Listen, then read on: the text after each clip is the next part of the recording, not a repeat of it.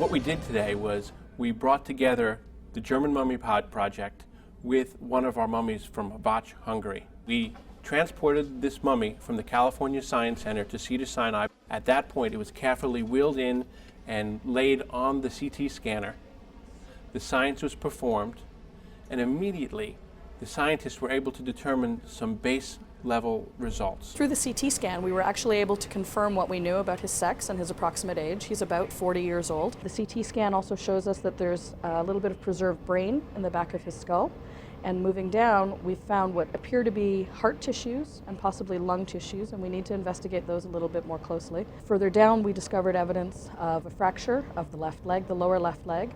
Both the tibia and the fibula were fractured, and although they've begun to heal, they're healing very unevenly. The healing hasn't been completed. He would have walked with a limp. His left leg would have been a little shorter than his right leg. And there's no doubt that there would have been some pain associated with that.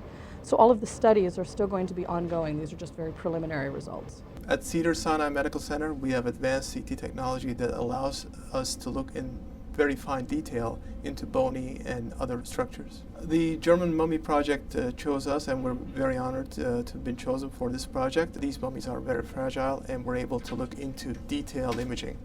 This particular CT scanner is a so-called dual source multi-detector CT, which really allows us thousands of images to be obtained in a very short time in a non-invasive way, and then reconstructed to afford these beautiful images. Every chance we get to scan a mummy, we see something new and often see things that we didn't really expect. Prior to the scan, as we were preparing the body, we were fortunate enough to discover this beautiful bronze crucifix. And despite the fact that this body's been in the collection since 1994, they had no idea that this even existed. The cross was not in the original position. The original position is that what you see is in his hand.